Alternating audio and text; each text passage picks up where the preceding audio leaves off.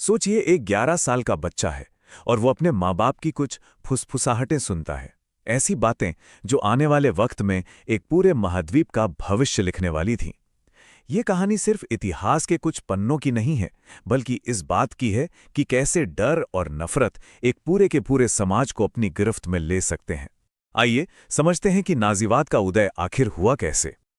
चलिए समय में थोड़ा पीछे चलते हैं। साल है 1945, वसंत का मौसम। जर्मनी में दूसरे विश्व युद्ध की आग लगभग बुझ चुकी थी, लेकिन राख के नीचे डर और एक अनजाने भविष्य की चिंगारियां अब भी सुलग रही थी। सबको पता था कि कुछ बड़ा बदलने वाला है, पर क्या, ये कोई नहीं जानता था। और इसी तनाव भरे माहौल में एक 11 साल का लड़का हेलमुथ अपने बिस्तर पर लेटा है। लेकिन उसे नींद कहाँ आनी थी। बगल वाले कमरे से उसके माँ बाप की बहुत ही दबी दबी गंभीर आवाजें आ रही थीं, जो सीधा उसके कानों में चुभ रही थीं। उसके पिता, जो शहर के एक माने हुए डॉक्टर और नाजी पार्टी के कट्टर समर्थक थे, अपनी पत्नी से एक बहुत ही भयानक चॉइस के बारे में बात कर रहे थे।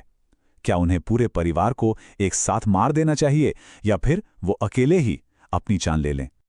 और तभी उसके पिता ने वो शब्द कहे जो हेलमुथ के जहन में हमेशा के लिए छप गए। अब मित्र राष्ट्र हमारे साथ वही करेंगे जो हमने अपाहिजों और यहूदियों के साथ किया था। ये एक तरह का कबूलनामा था, एक भविष्यवाणी थी और एक अंत की शुरुआत थी। अगली सुबह हेलमुथ के पिता अपने ऑफिस में मृत पाए गए। उन्होंने खुद को गोली मार ली थी। ये सदमा हेलमुथ के लिए इतना बड़ा था कि अगले 9 सालों तक उसने घर पे बना खाना तक नहीं खाया। उसे डर था कि कहीं उसकी अपनी माँ ही उसे खाने में जहर ना दे दे। ये सिर्फ एक बच्चे का डर नहीं था, ये एक पूरे दौर के गुनाहों का आईना था। तो सवाल यही है कि हेलमुथ के पिता को आखिर किस बात का डर था? ऐसा कौन सा राज था जो उन्हें अंदर ही अंदर खाए जा रहा था?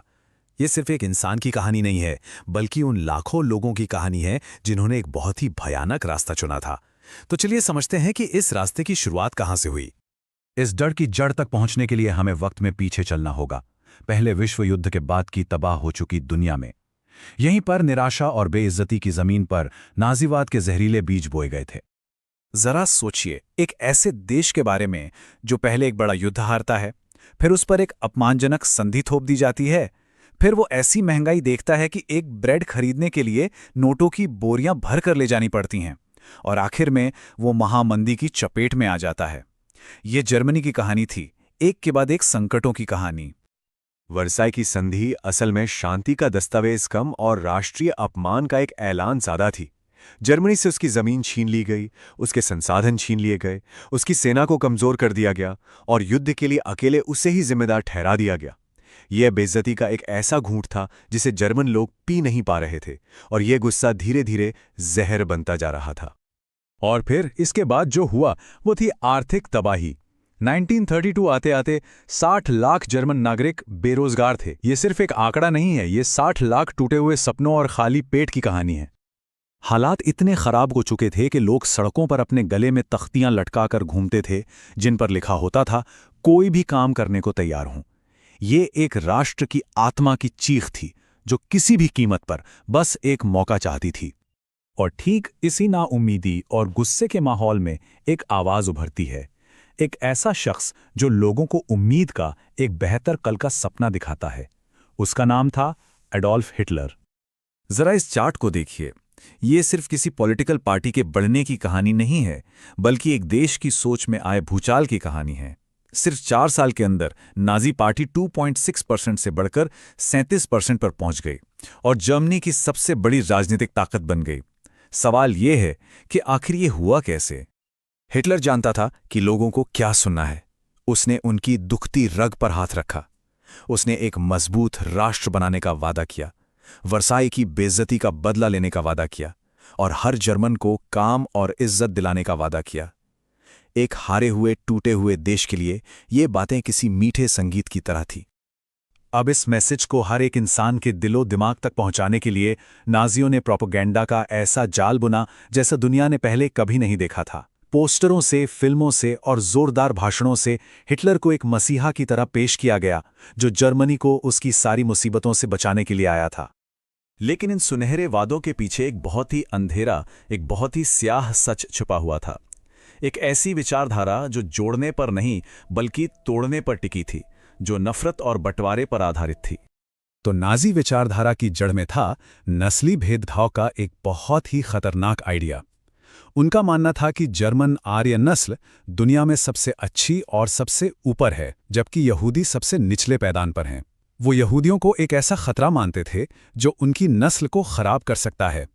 ये विज्ञान के नाम पर बोला गया एक बहुत बड़ा और खतरनाक झूठ था। उनकी सोच का दूसरा बड़ा हिस्सा था लेबेन्सराम, जिसका मतलब था रहने की जगह। हिटलर का मानना था कि महान जर्मन राष्ट्र को फैलने के लिए और ज्यादा जमीन चाहिए, और ये जमीन पूर्वी यूरोप के देशों को जीतकर हासिल की जाएगी, फिर चाहे उसकी कोई भी कीमत क्यों न चुकानी पड़े। अब कहानी उस मोड़ पर आती है जहां ये नफरत सिर्फ बातों या किताबों तक नहीं रही, बल्कि एक खौफनाक असलियत में बदल गई, एक क्रूर और पूरी तरह से प्लान किए गए नरसंहार में। यह सब कुछ अचानक नहीं हुआ, बल्कि ये एक पूरा प्लान था, स्टेप बाय स्टेप।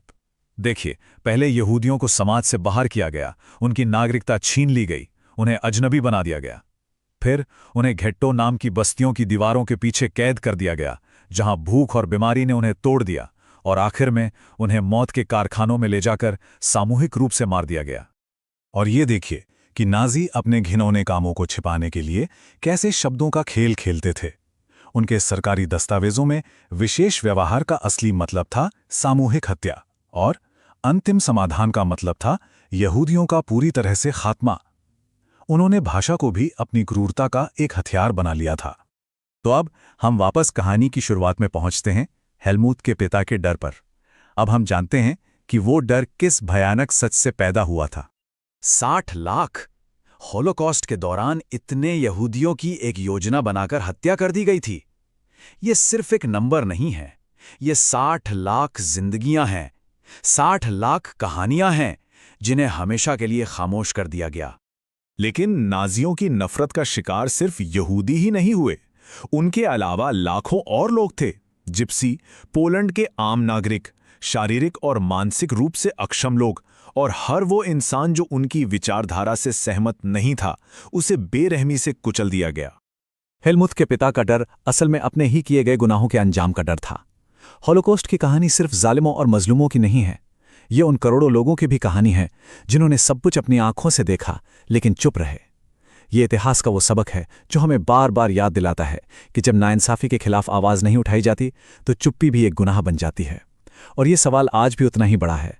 जब हमारे आसपास नफरत फैलती है तो हम आवाज़ उठाते हैं या हम भी चुप रह जाते हैं।